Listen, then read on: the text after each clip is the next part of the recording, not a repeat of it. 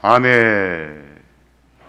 2023년을 맞이해서 함께 기도하신 여러분들께 하나님께서 선하게 응답하시고 은혜 주시기를 바랍니다.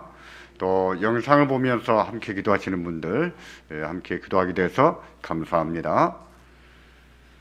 그리스도인이라면 무엇을 하든지 믿음으로 해야 됩니다. 어떤 계획을 세울 때도 그렇고 선한 일을 베풀 때도 그렇습니다. 믿음으로 해야 됩니다. 예배도 마찬가지예요. 기도도 그렇습니다. 우리는 일상의 삶도 믿음으로 살아야 됩니다. 믿음으로 하지 않으면 하나님을 기쁘시게 할 수가 없어요. 어떤 착한 일이라 해도 믿음으로 하지 않는 것은 하나님을 기쁘시게 할 수가 없습니다. 하나님께서는 믿음으로 하지 않는 것을 받지도 않으세요. 기도한들 믿음으로 하지 않는 기도는 공허한 소리가 되고, 또 예배를 드린들 예배당 마당만 밟고 가는 것이 되고 맙니다. 그래서 믿음으로 사는 것이 중요하고 믿음으로 하는 것이 중요한 거예요. 2023년 신년 기도회를 시작하면서 어떤 주제로 이번 기도회를 할까 고민하다가 믿음으로 사는 법을 배우자, 이런 주제를 정하고 오늘 설교 제목도 이렇게 정했습니다. 믿음으로 사는 법을 배우자.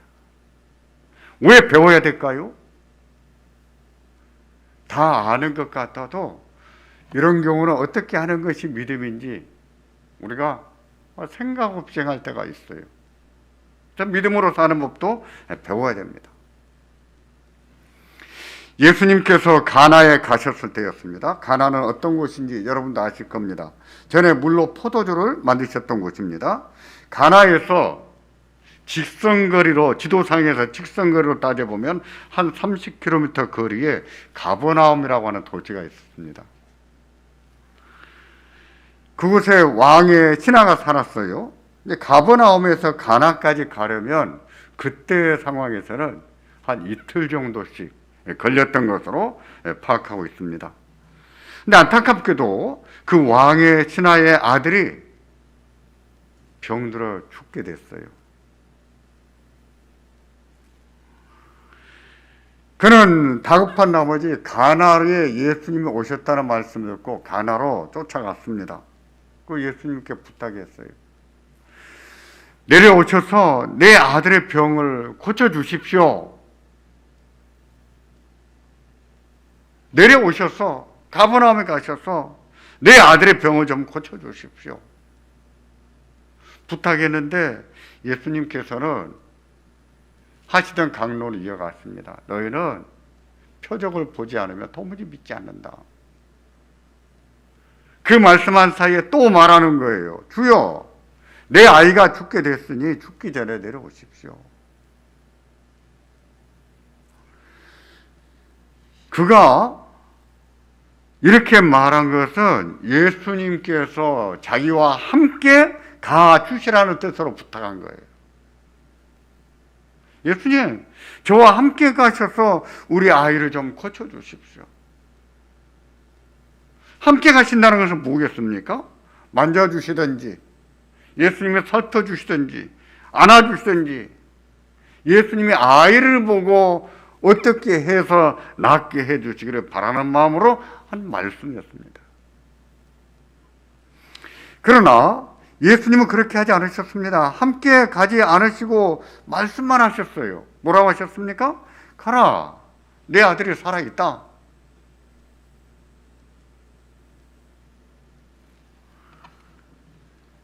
그 뒤에 나오는 문장 고려하면 이 말씀 분명히 혼자 가라는 뜻이에요. 내 아들이 살아있으니 너는 혼자 가라. 나까지 갈 필요가 없다. 너는 혼자 가라. 그런 의미입니다. 그 신하는 그 말씀을 믿었습니다. 믿고 혼자 돌아갔어요.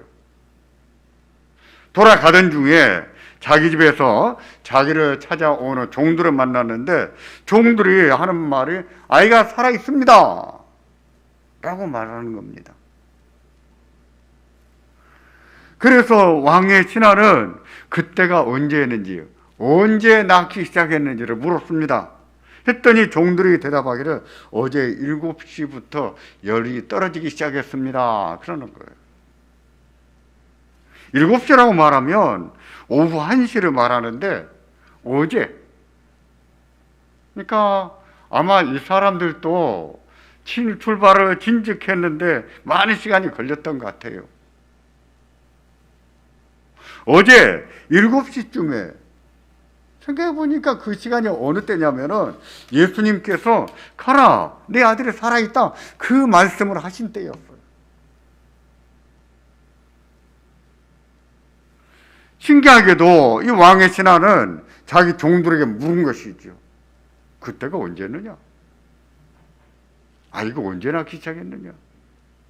예 7시입니다. 어제 7시입니다.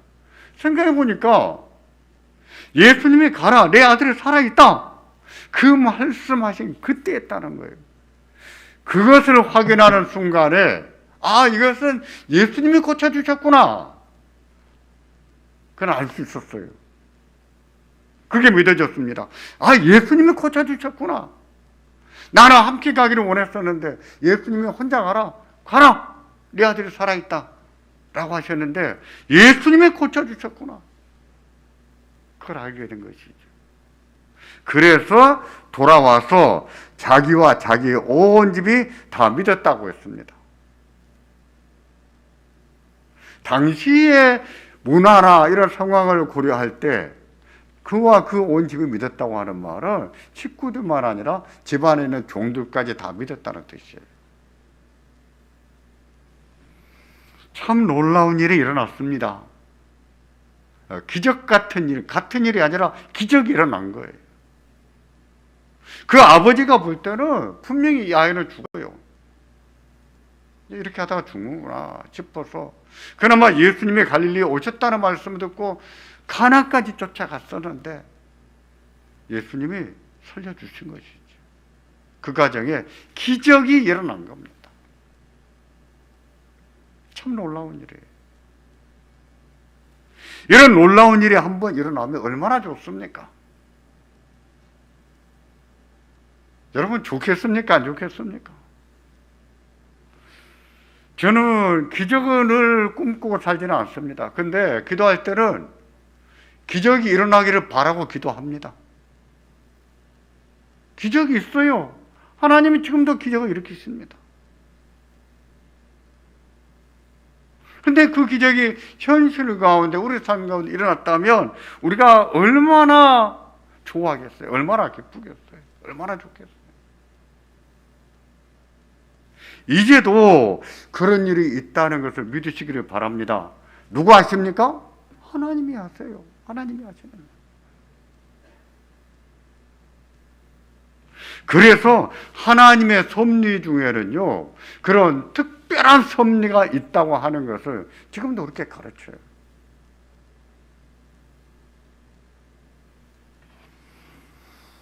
우리 같았으면 예수님께서 가라 네 아들이 살아있다 라고 말씀하셨을 때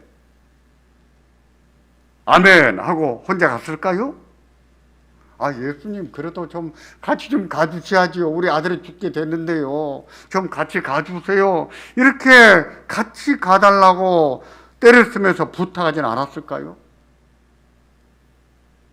근데 예수님이 끝까지 같이 가지 아니하시고 네 혼자 가라. 네 아들이 살아있다. 그러셨다면 섭섭해한 나머지 마음에 시험이 들지는 않을까요? 그럴 수 있어요. 그럴 수가 있습니다. 왜냐하면 그래야 나을 것만 같거든요. 예수님이 내려오셔서 같이 가주셔서 어떻게 해주셔야 나을 것만 같거든요. 그게 무엇입니까? 그게 우리 생각이에요. 우리의 생각입니다. 그런 생각은요, 믿음의 생각이 아니라 믿음이 없는 생각이죠. 이런 것은 물론 구분 짓는 것은 쉽지가 않아요. 그 상황에 맞닥뜨렸을 때는 이것이 믿음의 생각인가, 저렇게 하는 것이 믿음의 생각인가, 이것을 구분짓는 것이 쉽지는 않으리라 생각합니다. 근데 분명히 이것은 믿음의 생각이 아니죠.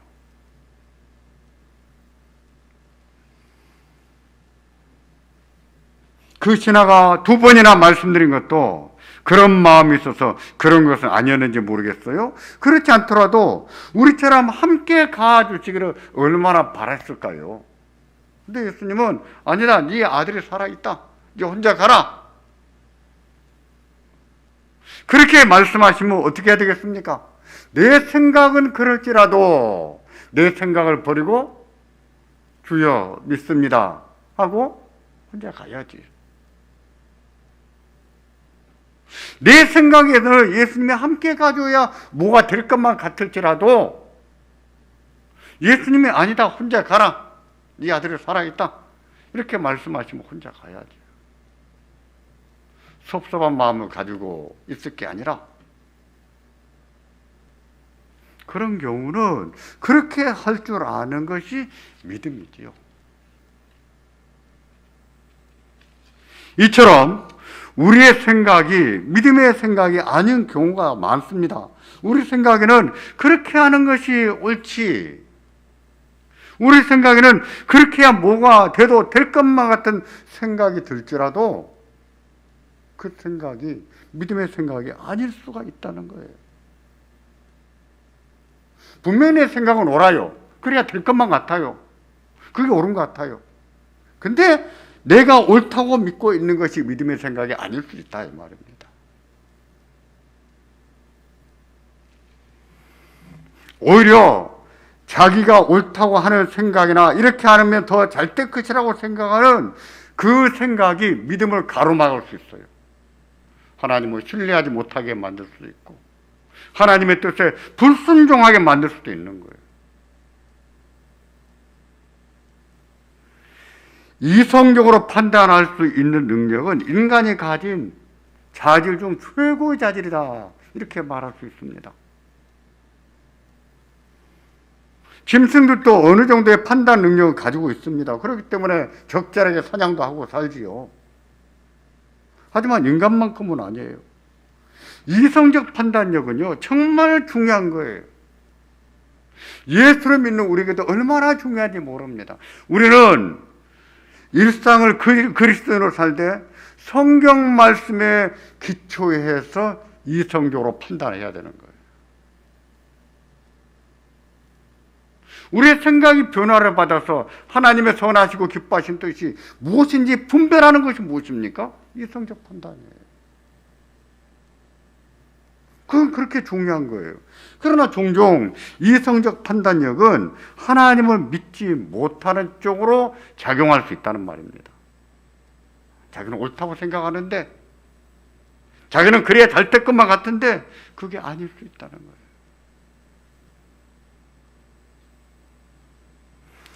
지난주도 우리가 배웠습니다. 왜 하나님께서 자기 명철을 의지하지 말라 그랬습니까? 왜 스스로 지혜롭게 여기지 말라고 하셨을까요? 그 지혜가 무조건 틀리기 때문입니까? 그 명철이 무조건 틀리기 때문이에요? 인간의 지혜고 인간의 명철도 한계가 있기 때문이에요. 그게 절대적인 것이 아닙니다. 그래서 범사의 여호와를 인정하라. 자기 똑똑한 거 믿고 살지 말고 여호와를 인정하라. 메사에 이렇게 말씀하신 거 아니에요? 그래야 하시면 내 길을 지도하신다 그랬어요.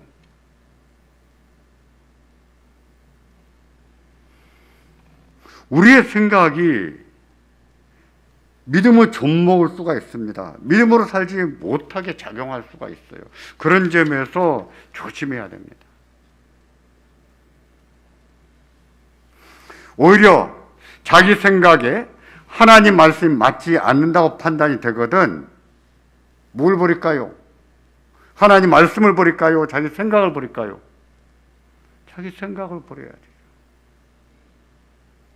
그런 경우는 자기 생각을 버릴 줄 아는 것이 믿음이에요.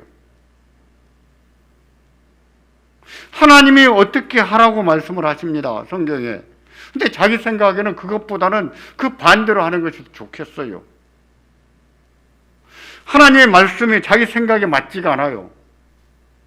그런 경우 뭘 버려야 된다고요? 뭘 버려요? 자기 생각을 버려요. 자기 생각을 버릴 줄 아는 것이 믿음이에요.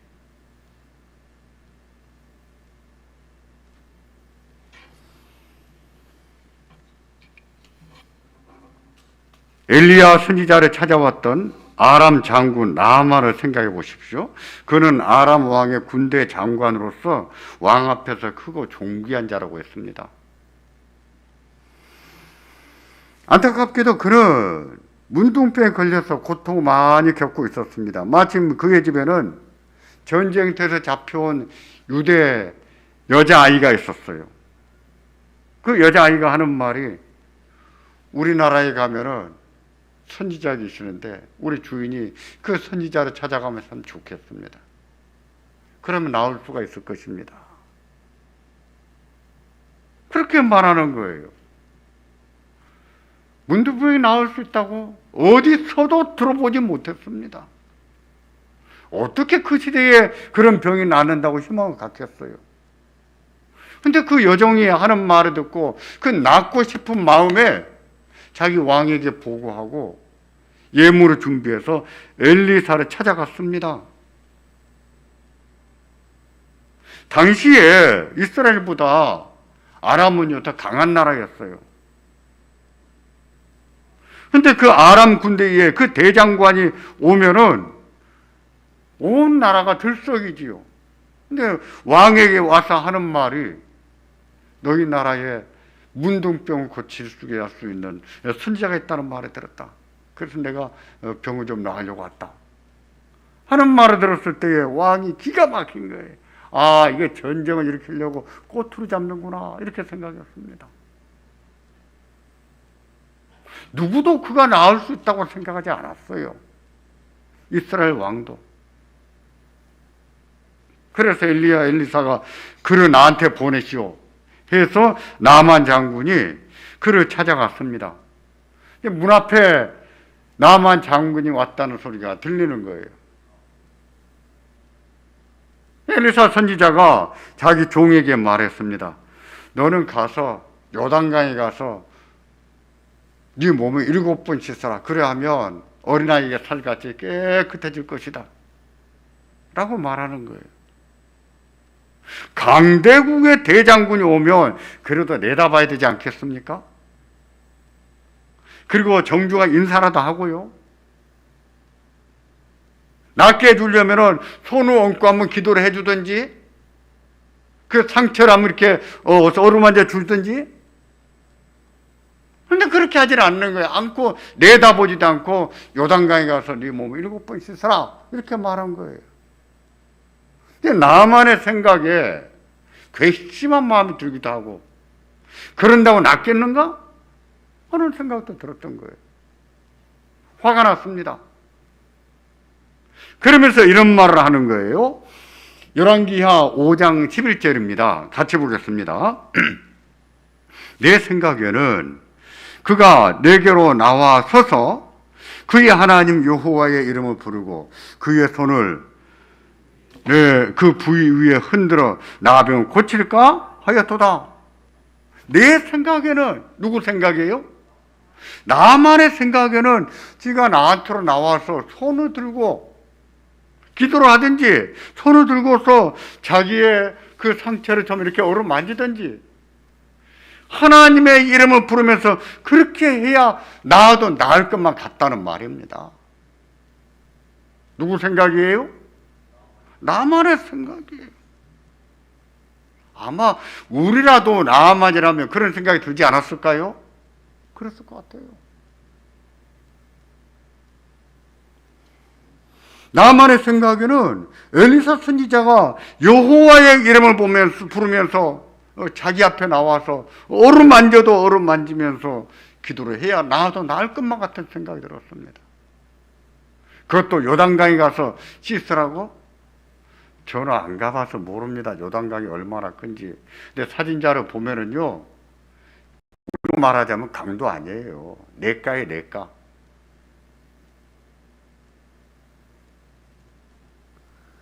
그래서 그런 생각이 들어요.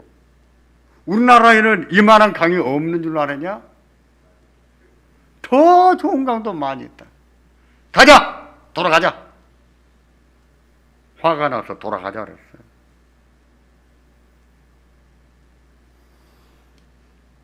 다행히도 나만의 부하들이 만류했습니다.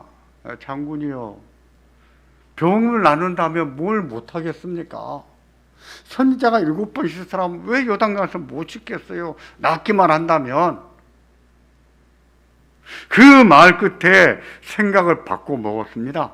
바꾸고 요단강에 가서 7번 물을 씻었어요. 물로. 7번 씻고 나니까 몸이 깨끗하게 나왔습니다. 기적이 일어난 거예요. 기적이 일어났습니다. 놀라운 일이 일어나신 거예요. 만일에 말입니다, 자기의 생각대로 돌아가 버렸다면 어떻게 됐을까요? 죽는 날까지 나병 환자로 살다가 죽는 거지. 자기 생각처럼 선자가 나와서 여호와의 이름 부르면서 해주지 않았다고 돌아갔다면 어찌 됐겠냐고요. 하나님이 역사하지 않으셨어요.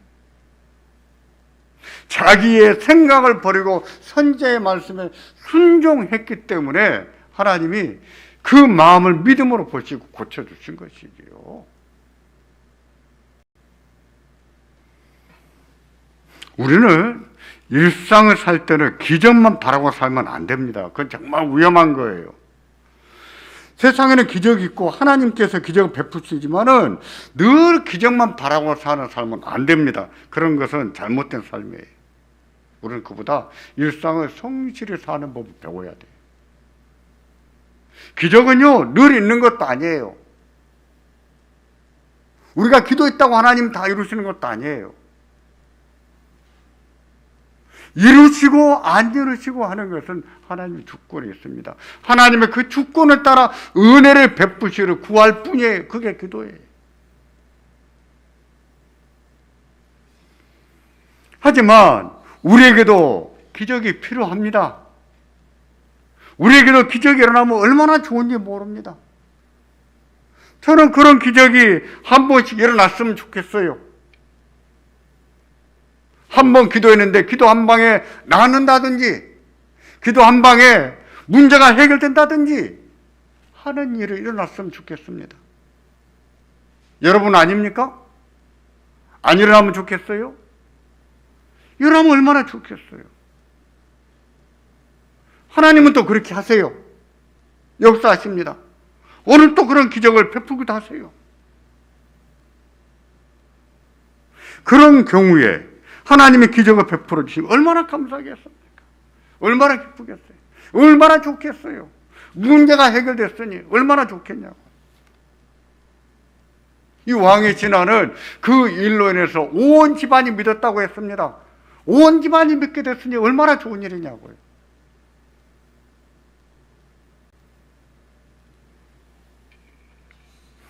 성경에 나타난 믿음을 말할 때 4가지로 말한다는 말씀 제가 몇 번 드린 적이 있습니다. 첫 번째는 역사적인 믿음이고, 두 번째는 일시적인 감정의 믿음이고, 이 두 믿음에는 구원이 없다고 그랬습니다. 세 번째는 이적의 믿음이라고 했어요. 이적의 믿음은 구원이 있는 경우가 있고 없는 경우가 있다고 그랬습니다. 우리가 가져야 될 믿음은 참된 구원의 믿음이에요. 그런데요, 때때로 우리에게도 이적의 믿음이 필요합니다. 발등에 불이 떨어지면 이적의 믿음이 있으면 얼마나 좋겠어요. 그래서 그 이적이 나한테 일어나든지 나를 통해서 얼마나 좋겠어요. 다시 말씀드리지만 일상은 성실하게 살아야 되지만 우리에게는 기적도 필요해요. 그런 은혜도 필요해요. 일상을 평안하게 살게 하시는 은혜도 필요하지만 한 번씩 깜짝 놀랄 만큼 놀라운 일도 베풀어 주시는 은혜가 필요하단 말입니다. 그렇다면 그렇게 절망적인 경우도, 희망이 없다고 생각되는 경우도, 안 된다고 다들 말하는 경우도, 하나님을 바라보고 은혜를 구하며 살아야 되지 않겠습니까? 믿음이에요. 그럴 줄 아는 것이 믿음이에요. 그래서 그런 은혜를 입고 사는 사람들이 많이 있습니다. 그런 분들이 간증을 많이 하지. 하나님 앞에 영광을 돌릴 만한 간증이지. 우리는 참된 구원의 믿음을 가져야 돼요. 그건 기본이에요. 기본.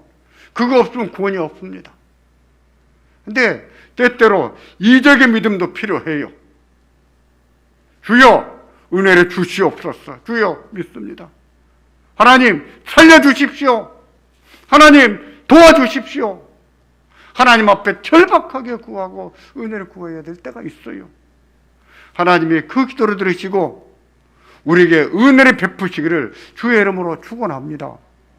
2023년에는 이 놀라운 은혜를 주께서 베푸시기를 주의 이름으로 축원합니다. 기도하겠습니다.